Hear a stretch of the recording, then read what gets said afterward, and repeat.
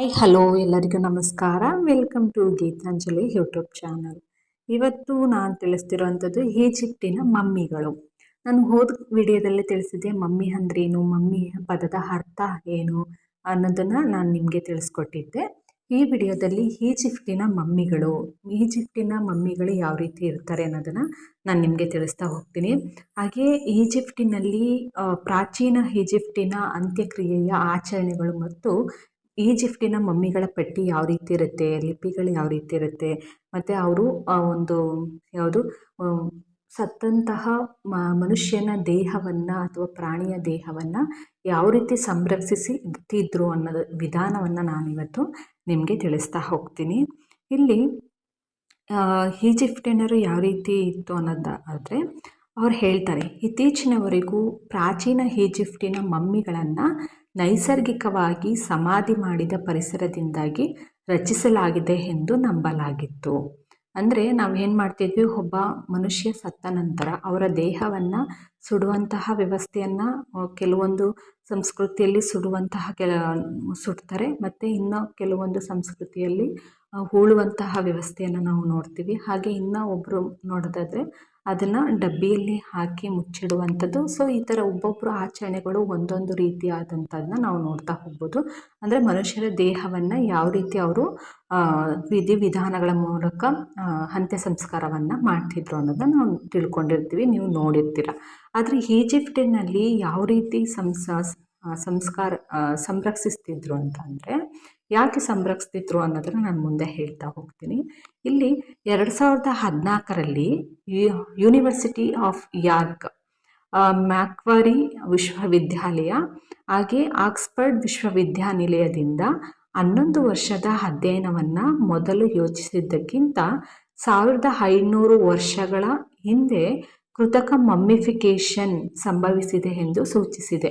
ಅಂದರೆ ಈ ಒಂದು ವಿಶ್ವವಿದ್ಯಾಲಯಗಳು ಏನು ಮಾಡ್ತವೆ, ಅಧ್ಯಯನವನ್ನು ಕೈಗೊಳ್ತವೆ. ಎಷ್ಟು 11 ವರ್ಷಗಳ ಅಧ್ಯಯನದಲ್ಲಿ ಇದನ್ನೆಲ್ಲನೂ ಕೂಡ ಅಧ್ಯಯನವನ್ನು ಮಾಡ್ತಾರೆ. ಯಾವ ರೀತಿ ಮಮ್ಮಿಫಿಕೇಷನ್ ಇತ್ತು, ಯಾವ ರೀತಿ ಸಂಭವವಿತ್ತು ಅನ್ನೋದನ್ನು ತೋರಿಸ್ತಾ ಹೋಗ್ತಾರೆ. ಇದು 2014ರಲ್ಲಿ ಯೂನಿವರ್ಸಿಟಿಗಳು ಕೈಗೊಂಡ ನಂತರ 2018ರಲ್ಲಿ ಇದನ್ನು ದೃಢೀಕರಿಸಲ್ಪಡ್ತಾರೆ. ಅಂದರೆ ಈ ಒಂದು 4 ವರ್ಷಗಳು ಕೂಡ ಅಧ್ಯಯನವನ್ನು ಮಾಡಿ ಆನಂತರ ಅದರ ಪ್ರಕಾರ ಏನು ಮಾಡ್ತಾರೆ, ನಮಗೆ ದೃಢೀಕರಣವನ್ನು ಮಾಡ್ತಾ ಹೋಗ್ತಾರೆ. ಟುರಿನ್ನಲ್ಲಿನ 5600 ವರ್ಷ ಹಳೆಯ ಮಮ್ಮಿಯ ಪರೀಕ್ಷೆಗಳನ್ನು ಮಾಡ್ತಾರೆ. ಅವು ಉದ್ದೇಶಪೂರ್ವಕವಾಗಿ ಲಿನಿನ್ ಹೊದಿಕೆಗಳು ಮತ್ತು ಕೋನಿಫರ್ ರಾಳ ಮತ್ತು ಆರೋಮ್ಯಾಟಿಕ್ಸ್ ಸಸ್ಯದ ಸಾರಗಳಿಂದ ತಯಾರಿಸಿದಂತಹ ಎಂಬಾಮಿಂಗ್ ತೈಲಗಳನ್ನು ಬಳಸಿ ಮಮ್ಮಿ ಮಾಡಲಾಗಿದೆ ಎಂದು ಬಹಿರಂಗವನ್ನು ಪಡಿಸ್ತಾರೆ. ಯಾರು 2014ರಲ್ಲಿ ಯೂನಿವರ್ಸಿಟಿ ಆಫ್ ಯಾರ್ಕ್, ಮ್ಯಾಕ್ವರಿ ವಿಶ್ವವಿದ್ಯಾಲಯ ಮತ್ತು ಆಕ್ಸ್ಫರ್ಡ್ ವಿಶ್ವವಿದ್ಯಾನಿಲಯದಿಂದ 11 ವರ್ಷಗಳ ಕಾಲ, ಅಂದರೆ 11 ವರ್ಷದ ಅಧ್ಯಯನವನ್ನು ಮೊದಲು ಯೋಚಿಸೋದಕ್ಕಿಂತ ಇವರೇನು ಮಾಡ್ತಾರೆ, ಅಲ್ಲಿ ಅಧ್ಯಯನವನ್ನು ಕೈಗೊಂಡು 2018ರಲ್ಲಿ ದೃಢೀಕರಿಸಲ್ಪಡ್ತಾರೆ. ಆನಂತರ ಏನು ಮಾಡ್ತಾರೆ, ಇವರು ಬಹಿರಂಗವನ್ನು ಪಡಿಸುವಂತಹ ಕೆಲಸವನ್ನು ಯಾರು ಮಾಡ್ತಾರೆ, ಈ ವಿಶ್ವವಿದ್ಯಾಲಯಗಳು ಮಾಡ್ತವೆ. ಹಾಗೆ ಸತ್ತವರ ಸಂರಕ್ಷಣೆಯು ಪ್ರಾಚೀನ ಈಜಿಪ್ಟಿನ ಧರ್ಮದ ಮೇಲೆ ಆಳವಾದ ಪರಿಣಾಮವನ್ನು ಬೀರುತ್ತೆ. ಯಾರ ಮೇಲೆ, ಈಜಿಪ್ಟಿಯರ ಧರ್ಮದ ಮೇಲೆ ಆಳವಾದ ಪರಿಣಾಮವನ್ನು ಬೀರುತ್ತೆ. ಯಾಕೆ ಅಂದರೆ ಸತ್ತವರ ದೇಹವನ್ನು ಸಂರಕ್ಷಣೆಯನ್ನು ಇಡುವಂತಹ ಕೆಲಸವನ್ನು ಈಜಿಪ್ಟಿನ ಧರ್ಮ ಮಾಡ್ತಿರುತ್ತೆ. ಸೊ ಹಾಗಾಗಿ ಅಲ್ಲಿ ಈಜಿಪ್ಟಿನ ದೊರೆಯಾದಂತಹ, ಅಂದರೆ 2ನೇ ರಾಜವಂಶದ ಸುಮಾರು ಕ್ರಿಸ್ತಶಕ 2800ರಲ್ಲಿ, ಕ್ರಿಸ್ತಪೂರ್ವ 2800ರಲ್ಲಿ 2ನೇ ರಾಜವಂಶದ ಆರಂಭದಿಂದಲೂ ಸತ್ತವರ ಆಚರಣೆಗಳ ಅವಿಭಾಜ್ಯ ಅಂಗವಾಗಿತ್ತು. ಅಂದರೆ ಅವ್ರು ಏನು ಮಾಡ್ತಾರೆ, ಸತ್ತವರ ಆಚರಣೆಗಳನ್ನು, ಒಂದು ಕಾರ್ಯವನ್ನು ಮಾಡುವಂತಹ ಕೆಲಸ ಇವ್ರದ್ದು ಆಚರಣೆಯಲ್ಲಿ ಒಂದು ಅವಿಭಾಜ್ಯ ಅಂಗವಾಗಿರುತ್ತೆ. ಮಮ್ಮಿಫಿಕೇಷನ್ ಈಜಿಪ್ಟಿನರು ಮರಣ ನಂತರದ ದೇಹವನ್ನು ಸಂರಕ್ಷಿಸುವುದನ್ನು ಅಥವಾ ಮರಣ ನಂತರದ ಜೀವನದಲ್ಲಿ ಚೆನ್ನಾಗಿ ಬದುಕಲು ಒಂದು ಪ್ರಮುಖ ಹೆಜ್ಜೆಯಾಗಿ ಇದನ್ನು ನೋಡ್ತಾರೆ. ನೆಕ್ಸ್ಟು, ಈಜಿಪ್ಟು ಹೆಚ್ಚು ಸಮೃದ್ಧಿಯನ್ನು ಗಳಿಸಿದಂತೆ ಸಮಾಧಿ ಪದ್ಧತಿಗಳು ಶ್ರೀಮಂತರಿಗೆ ಸ್ಥಾನಮಾನದ ಸಂಕೇತವಾಗಿರುತ್ತೆ. ಅಂದರೆ ಸತ್ತಂತಹ ವ್ಯಕ್ತಿಯ ದೇಹವನ್ನು ಸಮಾಧಿ ಪದ್ಧತಿಗಳೇನಿರುತ್ತೆ, ಸಮಾಧಿ ಮಾಡುವಂತಹ ಪದ್ಧತಿಗಳೇನಿರುತ್ತೆ ಅದು ಹೆಚ್ಚು ಬಳಕೆಯಲ್ಲಿರುತ್ತೆ ಮತ್ತು ಶ್ರೀಮಂತರಿಗೆ ಸ್ಥಾನಮಾನದ ಸಂಕೇತವಾಗಿರುತ್ತೆ ಅನ್ನೋದನ್ನು ಇವರು ತಿಳಿಸ್ತಾರೆ. ಹಾಗೆ ಈ ಸಾಂಸ್ಕೃತಿಕ ಕ್ರಮಾನುಗತವು ವಿಸ್ತಾರವಾದ ಸಮಾಧಿಗಳ ಸೃಷ್ಟಿಗೆ ಕಾರಣವಾಗಿರುತ್ತೆ ಮತ್ತು ಮಿಂಗ್ನ ಹೆಚ್ಚು ಅತ್ಯಾಧುನಿಕ ವಿಧಾನಗಳನ್ನು ಕೂಡ ನಾವಿಲ್ಲಿ ನೋಡ್ತಾ ಹೋಗ್ಬೋದು. ಇಲ್ಲಿ ಏನು ಹೇಳ್ತಾರೆ ಅಂದರೆ 4ನೇ ರಾಜವಂಶದ ಮೂಲಕ ಸುಮಾರು ಕ್ರಿಸ್ತಪೂರ್ವ 2600ರಲ್ಲಿ ಈಜಿಪ್ಟಿನ ಎಂಬಲ್ಮರ್ಗಳು ಹೊರಹಾಕುವ ಪ್ರಕ್ರಿಯೆಯ ಮೂಲಕ ನಿಜವಾದ ಮಮ್ಮಿಫಿಕೇಷನ್ ಸಾಧಿಸಲು ಪ್ರಾರಂಭಿಸ್ತಾರೆ. ಈಜಿಪ್ಟ್ನಲ್ಲಿ ಮಮ್ಮಿಫಿಕೇಷನ್ನ ಈ ಆರಂಭಿಕ ಪ್ರಯೋಗದ ಹೆಚ್ಚಿನವು ತಿಳಿದಿಲ್ಲ. ಅಂದರೆ ಆರಂಭಿಕವಾಗಿ ಯಾವ ರೀತಿ ಪ್ರಯೋಗವನ್ನು ಮಾಡ್ತಿದ್ರು ಅನ್ನೋದು ಹೆಚ್ಚಾಗಿ ವಿಷಯ ತಿಳಿದಿಲ್ಲ. ಆದರೆ ಮಮ್ಮಿಫಿಕೇಷನ್ ಪ್ರಕ್ರಿಯೆಯನ್ನು ನೇರವಾಗಿ ವಿವರಿಸುವ ಕೆಲವು ದಾಖಲೆಗಳನ್ನು ಇವರು ಏನು ಮಾಡಿದ್ದಾರೆ, ನಮಗೆ ನೀಡ್ತಾ ಹೋಗ್ತಾರೆ. ಅಂದರೆ ಮಮ್ಮಿಫಿಕೇಷನ್ನ ಈಜಿಪ್ಟ್ನ ನಾಗರಿಕತೆಯಲ್ಲಿ ಅವರ ಧಾರ್ಮಿಕ ಆಚರಣೆಗಳ ಮೂಲಕ ಸಮಾಧಿಗಳನ್ನು ಯಾವ ರೀತಿ ಮಾಡ್ತಿದ್ರು ಮತ್ತು ಮಮ್ಮಿಫಿಕೇಷನ್ನ ಯಾವ ರೀತಿ ಮಾಡ್ತಿದ್ರು ಮತ್ತು ಆ ದೇಹಗಳನ್ನು ಸಂರಕ್ಷಿಸಿ ಇಡಬೇಕಾದ್ರೆ ಯಾವ ರೀತಿ ಅವರು ಕಾರ್ಯವನ್ನು ಮಾಡ್ತಿದ್ರು ಅನ್ನೋದನ್ನು ಕೆಲವು ದಾಖಲೆಗಳು ನಮಗೆ ತಿಳಿಸ್ತಾ ಹೋಗುತ್ತೆ. ಆ ದಾಖಲೆಗಳು ಯಾವುದು ಅಂದರೆ ಗ್ರೀಕ್ ರೋಮನ್ನ ಅವಧಿಗೆ ಸಂಬಂಧಿಸಿದಂತಹ ಉಳಿದಿರುವ ಬಹುಪಾಲು ಪಪೈರಿಗಳು ಎಂಬಾಮಿಂಗ್ನಲ್ಲಿ ಒಳಗೊಂಡಿರುವಂತಹ ವಿದ್ಯುಕ್ತ ಆಚರಣೆಗಳನ್ನು ಮಾತ್ರ ವಿವರಿಸುತ್ತವೆ. ಆದರೆ ಒಳಗೊಂಡಿರುವಂತಹ ನಿಜವಾದ ಶಸ್ತ್ರಚಿಕಿತ್ಸಾ ಪ್ರಕ್ರಿಯೆಗಳಲ್ಲದ ದ ರಿಚುಯಲ್ ಆಫ್ ಎಂಬಾಲ್ಮಿಂಗ್ ಎಂದು ಕರೆಯಲ್ಪಡುವಂತಹ ಪಠ್ಯವು ಎಂಬಾಮಿಂಗ್ನ ಕೆಲವು ಪ್ರಾಯೋಗಿಕ ಲಾಜಿಸ್ಟಿಕ್ಗಳನ್ನು ವಿವರಿಸುತ್ತದೆ. ಹಾಗೆ ಇಲ್ಲಿ ತಿಳಿದಿರುವ 2 ಪ್ರತಿಗಳು ಮಾತ್ರ ಇವೆ ಮತ್ತು ಪ್ರತಿಯೊಂದು ಅಪೂರ್ಣವಾಗಿದೆ. ಅಂದರೆ ತಿಳಿದಿರುವಂತಹ ಮಾಹಿತಿಗಳನ್ನ ತಿಳಿಸ್ತದೆ, ಹಾಗೆ ಅವು ಅಪೂರ್ಣವಾಗಿದೆ ಅನ್ನೋದನ್ನು ತಿಳಿಸ್ತಾರೆ. ಹಾಗೆ ಚಿತ್ರಗಳಲ್ಲಿ ತೋರಿಸಿರುವ ಮಮ್ಮಿಫಿಕೇಷನ್ಗೆ ಸಂಬಂಧಿಸಿದಂತೆ ಸ್ಪಷ್ಟವಾಗಿ ಕೆಲವು ಇವೆ. ಅದು TT23 ಎಂದು ಗೊತ್ತುಪಡಿಸಿದಂತಹ ಟಜ್ಜೈ ಸಮಾಧಿ ಮಮ್ಮಿಯನ್ನು ಸುತ್ತುವುದನ್ನು ತೋರಿಸುವ 2 ತಿಳಿದಿರುವ ಸಮಾಧಿಗಳಲ್ಲಿ ಒಂದಾಗಿದೆ ಅನ್ನೋದನ್ನು ತಿಳಿಸ್ತಾರೆ. ಹಾಗೆ ನಂತರದ ಅವಧಿಗಳಲ್ಲಿ ಬಳಸಲಾದಂತಹ ಪ್ರಕ್ರಿಯೆಗಳನ್ನು ವಿವರಿಸುವ ಮತ್ತೊಂದು ಪಠ್ಯವೆಂದರೆ ಹೆರೋಡೋಟಸ್ನ ಇತಿಹಾಸಗಳು. ಅಂದರೆ ಹೆರೋಡೋಟಸ್ನ ಇತಿಹಾಸಗಳು ನಮಗೆ ಏನು ಮಾಡುತ್ತೆ, ಮಮ್ಮಿಫಿಕೇಷನ್ ಬಗ್ಗೆ ನಮಗೆ ತಿಳಿಸ್ತಾ ಹೋಗುತ್ತೆ. ಹಾಗೆ ಇತಿಹಾಸಗಳ ಪುಸ್ತಕ 2ರಲ್ಲಿ ಬರೆಯಲಾಗಿದೆ. ಈಜಿಪ್ಟಿನ ಮಮ್ಮಿಫಿಕೇಷನ್ನ ಪ್ರಕ್ರಿಯೆಯ ಅತ್ಯಂತ ವಿವರವಾದ ವಿವರಣೆಗಳಲ್ಲಿ ಒಂದಾಗಿದೆ. ಅದರಲ್ಲಿ ಸಂರಕ್ಷಣೆಗಾಗಿ ಶವಗಳನ್ನು ನಿರ್ಜಲೀಕರಣಗೊಳಿಸುವ ಸಲುವಾಗಿ ನ್ಯಾಟ್ರನ್ನನ್ನು ಬಳಸುವ ಉಲ್ಲೇಖವೂ ಸೇರಿದೆ ಅನ್ನೋದನ್ನು ತಿಳಿಸ್ತಾರೆ. ಹೀಗೆ ಈ ವಿವರಣೆಗಳು ಚಿಕ್ಕದಾಗಿರುತ್ತವೆ ಮತ್ತು ತಕ್ಕ ಮಟ್ಟಿಗೆ ಅಸ್ಪಷ್ಟವಾಗಿರುತ್ತವೆ ಮತ್ತು ಅಗೆದ ಮಮ್ಮಿಗಳನ್ನು ಅಧ್ಯಯನ ಮಾಡುವ ಮೂಲಕ, ಅಂದರೆ ಮಮ್ಮಿಗಳನ್ನು ತೆಗೆದಂತಹ ಸಂದರ್ಭದಲ್ಲಿ ಆ ಮಮ್ಮಿಗಳನ್ನು ಅಧ್ಯಯನ ಮಾಡಿದಂತಹ ಸಂದರ್ಭದಲ್ಲಿ ಬಳಸಲಾದ ಹೆಚ್ಚಿನ ತಂತ್ರಗಳನ್ನು ವಿದ್ವಾಂಸರು ಊಹಿಸಲು ಬಿಡ್ತಾರೆ. ಅಂದರೆ ವಿದ್ವಾಂಸರು ಏನು ಮಾಡ್ತಾರೆ, ವಿದ್ವಾಂಸರು ಊಹಿಸ್ತಾರೆ ಅದು ಯಾವ ರೀತಿ ಇರ್ಬೋದು, ಮಮ್ಮಿಫಿಕೇಷನ್ ಯಾವಾಗ ಆಯಿತು, ಯಾವ ವರ್ಷ ಆಯಿತು ಅನ್ನೋದನ್ನು ಅವ್ರು ಏನು ಮಾಡ್ತಾರೆ, ತಂತ್ರಗಳನ್ನು ಬಳಸ್ತಾರೆ. ಹಾಗೆ ತಂತ್ರಜ್ಞಾನದಲ್ಲಿನ ಪ್ರಸ್ತುತ ಪ್ರಗತಿಯನ್ನು ಬಳಸಿಕೊಳ್ಳುವ ಮೂಲಕ ವಿಜ್ಞಾನಿಗಳು ಮಮ್ಮಿಫಿಕೇಷನ್ನಲ್ಲಿ ಬಳಸಿದ ತಂತ್ರಗಳ ಬಗ್ಗೆ ಹೆಚ್ಚಿನ ಹೊಸ ಮಾಹಿತಿಯನ್ನು ಬಹಿರಂಗಪಡಿಸಲು ಸಮರ್ಥರಾಗಿದ್ದಾರೆ. ಅಂದರೆ ಅಲ್ಲಿ ಯಾವ ರೀತಿ ತಂತ್ರಗಳನ್ನು ಬಳಕೆ ಮಾಡಿದರು, ಅಂದರೆ ಮಮ್ಮಿಫಿಕೇಷನ್ನ ಬಳಸಿದಂತಹ ತಂತ್ರಗಳು ಯಾವುವು ಮತ್ತು ಯಾವ ಹೊಸ ಮಾಹಿತಿಯನ್ನು ಅವರು ಅಳವಡಿಸ್ಕೊಂಡಿದ್ರು ಅನ್ನೋದು ವಿಜ್ಞಾನಿಗಳು ಮತ್ತು ತಂತ್ರಜ್ಞಾನದ ಮೂಲಕ ನಮಗೆ ಬಹಿರಂಗಪಡಿಸ್ತಾ ಹೋಗ್ತಾರೆ. ಅದು 2008ರಲ್ಲಿ 2400 ವರ್ಷಗಳ ಹಳೆಯ, ಅಂದರೆ 2008ರಲ್ಲಿ ಏನು ಮಾಡ್ತಾರೆ, 2400 ವರ್ಷಗಳ ಹಳೆಯ ಮಮ್ಮಿಯ ಮೇಲೆ ನಡೆಸಿದಂತಹ CT ಸ್ಕ್ಯಾನ್ಗಳ ಸರಣಿಯ ತಲೆಬುರುಡುಗಳ ಕಪಾಲದ ಕುಹರದೊಳಗೆ ಉಳಿದಿರುವಂತಹ ಉಪಕರಣಗಳನ್ನು ಬಹಿರಂಗಪಡಿಸ್ತಾರೆ.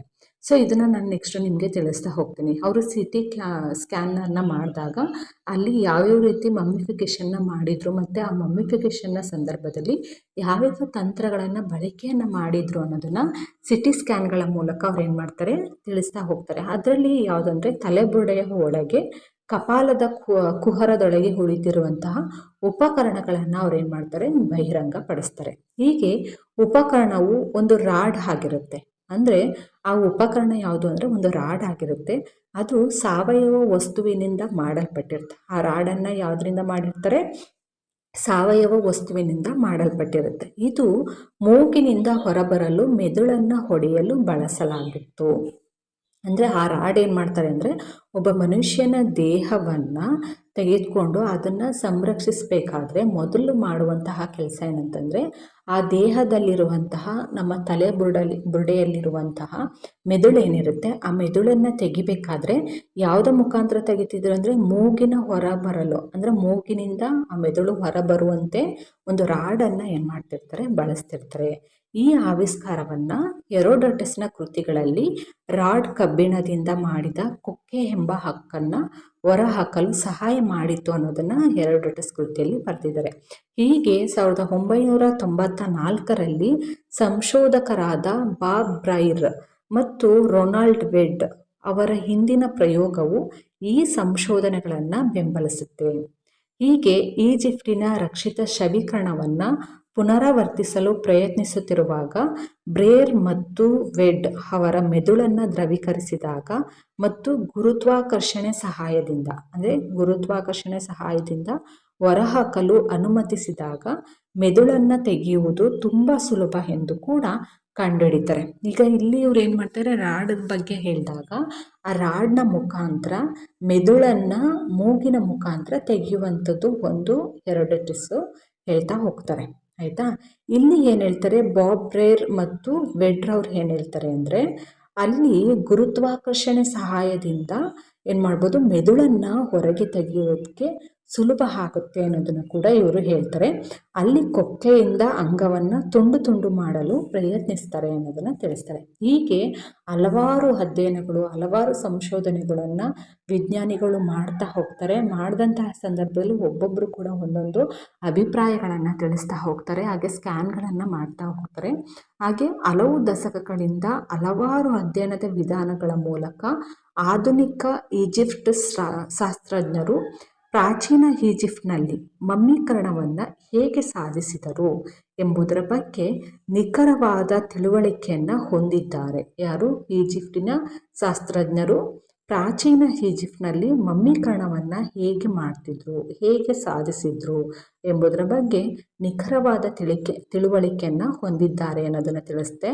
ಹಾಗೆ ಆಂತರಿಕ ಅಂಗಗಳನ್ನು ತೆಗೆದುಹಾಕಿ ಮತ್ತು ಮಸಾಲೆಗಳು ಮತ್ತು ಪಾಮ್ ವೈನ್ ಮಿಶ್ರಣದಿಂದ ದೇಹವನ್ನು ತೊಳೆಯುವ ಮೂಲಕ ವಿಭಜನೆಯ ಪ್ರಕ್ರಿಯೆಯನ್ನು ನಿಲ್ಲಿಸುವುದು ಮೊದಲ ಮತ್ತು ಪ್ರಮುಖ ಹಂತವಾಗಿದೆ. ಆಂತರಿಕ ಅಂಗಾಂಗಗಳನ್ನು ತೆಗೆದು, ಅಂದರೆ ಒಬ್ಬ ಮನುಷ್ಯನ ದೇಹದಲ್ಲಿ ಇರುವಂತಹ ಒಳಗೆ ಇರುವಂತಹ ಅಂಗಾಂಗಗಳನ್ನು ತೆಗೆದುಹಾಕಿ ಮತ್ತು ಮಸಾಲೆಗಳು, ನಾವು ಮಸಾಲೆಗಳನ್ನ ನೀವು ನೋಡಿರ್ತೀರ, ನಮ್ಮ ಭಾರತದಿಂದ ಹಲವಾರು ನಮ್ಮ ದೇಶಕ್ಕೆ ಫ್ರೆಂಚರು ಬರ್ತಾರೆ, ಬ್ರಿಟಿಷರು ಬರ್ತಾರೆ, ಡಚ್ಚರು ಬರ್ತಾರೆ, ಇವರೆಲ್ಲರೂ ಕೂಡ ಬಂದು ಆಳ್ವಿಕೆಯನ್ನು ಮಾಡಿ ಹೋಗ್ತಾರೆ. ಆದರೆ ಅವರು ಹೆಚ್ಚು ಇಲ್ಲಿಂದ ನಮ್ಮ ದೇಶದಿಂದ ಹೊರ ಹೋಗ್ತಿದ್ದಂತಹ ವಸ್ತುಗಳಂದರೆ ಹೆಚ್ಚು ಮಸಾಲೆ ಪದಾರ್ಥಗಳು ಹೊರಗಡೆ ಹೋಗ್ತಿತ್ತು. ಅಂದರೆ ಯಾಕೆ ಈ ಮಸಾಲೆ ಪದಾರ್ಥಗಳು ಹೆಚ್ಚು ಬಳಕೆಯನ್ನು ಮಾಡ್ತಾರೆ ಅಂದರೆ, ಆ ಮಸಾಲೆ ಪದಾರ್ಥಗಳು ಮತ್ತು ಪಾಮ್ ವೈನ್ ಮಿಶ್ರಣದಿಂದ ದೇಹವನ್ನು ಏನು ಮಾಡ್ತಾರೆ, ತೊಳೆಯುವ ಮೂಲಕ, ಅಂದರೆ ದೇಹವನ್ನು ಏನು ಮಾಡ್ತಾರೆ, ಮಸಾಲೆ ಮತ್ತು ಪಾಮ್ ವೈನ್ ಮಿಶ್ರಣದಿಂದ ಏನು ಮಾಡ್ತಾರೆ, ಎರಡನ್ನೂ ಮಿಶ್ರಣ ಮಾಡಿ ದೇಹವನ್ನು ತೊಳೆಯುವ ಮೂಲಕ ವಿಭಜನೆಯ ಪ್ರಕ್ರಿಯೆಯನ್ನು ನಿಲ್ಲಿಸುವಂಥದ್ದು. ಆ ವಿಭಜನೆ ಏನಾಗ್ತಿರುತ್ತೆ, ಆ ಪ್ರಕ್ರಿಯೆಯನ್ನು ಏನು ಮಾಡ್ತಾರೆ, ನಿಲ್ಲಿಸ್ತಾರೆ. ಮೊದಲ ಮತ್ತು ಪ್ರಮುಖ ಇದು ಒಂದು ಹಂತ ಆಗಿರುತ್ತೆ. ಆಯಿತಾ. ಅದಾದಮೇಲೆ ಉಳಿದಿರುವ ಏಕೈಕ ಅಂಗವೆಂದರೆ ಹೃದಯ. ಅಂದರೆ ಒಬ್ಬ ಮನುಷ್ಯನ ದೇಹದಲ್ಲಿರುವಂತಹ ಒಳಗೆ ಇರುವಂತಹ ಏನು ಪಾರ್ಟ್ಸ್ಗಳಿರುತ್ತೆ, ಆ ಪಾರ್ಟ್ಸ್ಗಳೆಲ್ಲನೂ ಕೂಡ, ಅಂಗಾಂಗಗಳೆಲ್ಲನೂ ಕೂಡ ತೆಗಿತಾರೆ, ಹೊರಗೆ ತೆಗೆದು ಅಲ್ಲಿ ಹೃದಯ ಮಾತ್ರ ಇರುತ್ತೆ. ಹೃದಯ ಯಾಕೆ ತೆಗೆಯಲ್ಲ ಅವರು ಅಂದರೆ, ಹೃದಯ ಸಂಪ್ರದಾಯದಂತೆ ಹೃದಯವು ಆಲೋಚನೆ ಮತ್ತು ಭಾವನೆಯ ಸ್ಥಾನವಾಗಿದೆ. ಅಂದರೆ ಹೃದಯಕ್ಕೆ ಏನು ಕೊಟ್ಟಿದ್ದಾರೆ, ಆಲೋಚನೆ ಮಾಡುವಂಥದ್ದು ಮತ್ತು ಭಾವನೆಯ ಸ್ಥಾನವಾಗಿದೆ. ಆದ್ದರಿಂದ ಮರಣದ ನಂತರ ಜೀವನದಲ್ಲಿ ಇನ್ನೂ ಅಗತ್ಯವಿದೆ, ಅಂದರೆ ಮರಣದ ನಂತರ ನಮ್ಮ ಜೀವನ ಇನ್ನೂ ಇದೆ ಅನ್ನೋದನ್ನು ಅವರ ಭಾವನೆ ಆಗಿರುತ್ತೆ. ಹಾಗೆ ಶುಚಿಗೊಳಿಸಿದ ನಂತರ, ಅಂದರೆ ಬಾಡಿಯನ್ನು ಶುಚಿಗೊಳಿಸಿದ ನಂತರ ದೇಹವನ್ನು ಖಾಲಿ ದೇಹದ ಕುಹರದ ಒಳಗೆ ಮತ್ತು ಚರ್ಮದ ಮೇಲೆ, ಅಂದರೆ ಇಡೀ ಒಂದು ದೇಹವನ್ನು ಒಳಗೆ ಇರುವಂತಹ ಪಾರ್ಟ್ಸ್ಗಳೆಲ್ಲನೂ ಏನು ಮಾಡ್ತಾರೆ, ಖಾಲಿ ಮಾಡ್ತಾರೆ. ಅಂದರೆ ತೆಗೆದು ಹಾಕಿ ಆ ದೇಹವನ್ನು ಖಾಲಿ ಮಾಡಿ ಮತ್ತು ಆ ಒಳಗೆ ಮತ್ತು ಚರ್ಮದ ಮೇಲೆ ಏನು ಮಾಡ್ತಾರೆ, ನ್ಯಾಟ್ರನ್ನಿಂದ ಒಣಗಿಸಲಾಗುತ್ತೆ. ನ್ಯಾಟ್ರನ್ ಎಂಬ ವಸ್ತುವನ್ನು ಹಾಕಿ ಏನು ಮಾಡ್ತಾರೆ, ದೇಹವನ್ನು ಪೂರ್ತಿ ಒಣಗಿಸ್ತಾರೆ.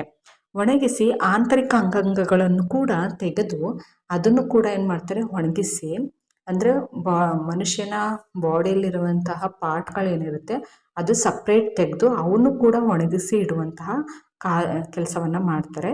ಆಂತರಿಕ ಅಂಗಗಳನ್ನು ಕೂಡ ಒಣಗಿಸಿ ಪ್ರತ್ಯೇಕ ಜಾಡಿನಲ್ಲಿ, ಅಂದರೆ ಪ್ರತ್ಯೇಕ ಡಬ್ಬಿಗಳಲ್ಲಿ ಮುಚ್ಚಿಡುವಂತಹ ಕೆಲಸವನ್ನು ಮಾಡ್ತಾರೆ.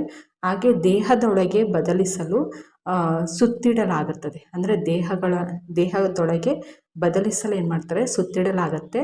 ಈ ಪ್ರಕ್ರಿಯೆಯು ಸಾಮಾನ್ಯವಾಗಿ 40 ದಿನಗಳನ್ನು ತೆಗೆದುಕೊಳ್ಳುತ್ತೆ. ಅಂದರೆ 40 ದಿನಗಳು ಏನಕ್ಕೆ ತೆಗೆದುಕೊಳ್ಳುತ್ತೆ ಅಂದರೆ, ಒಬ್ಬ ಮನುಷ್ಯ ಸತ್ತ ನಂತರ ಆ ದೇಹದ ಒಳಗೆ ಇರುವಂತಹ ಪಾರ್ಟ್ಗಳೆಲ್ಲನ, ಅಂದರೆ ಅಂಗಾಂಗಗಳೆಲ್ಲನೂ ಕೂಡ ತೆಗೆದು ಹೊರಗೆ ಅವನು ಕೂಡ ಒಣಗಿಸಿ ಬೇರೆ ಬೇರೆ ಪಾರ್ಟ್ಗಳನ್ನು ಒಂದು ಡಬ್ಬಿಗಳ ಅಥವಾ ಜಾಡಿಗಳಲ್ಲಿ ಹಾಕಿ ಮುಚ್ಚಿಡ್ತಾರೆ, ಸಂರಕ್ಷಿಸಿ ಇಡ್ತಾರೆ. ಅಂದರೆ ಒಣಗಿಸಿ ಸಂರಕ್ಷಿಸಿ ಮತ್ತು ದೇಹವನ್ನು ಕೂಡ ನ್ಯಾಟ್ರನ್ ಎಂಬ ಒಂದು ಏನಾದರೂ ರಸವನ್ನು ಹಾಕಿ, ಅಂದರೆ ಔಷಧವನ್ನು ಸಿಂಪಡಿಸಿ ದೇಹದ ಮೇಲೆ ಆ ದೇಹವನ್ನು ಕೂಡ ಒಣಗಿಸಿರ್ತಾರೆ.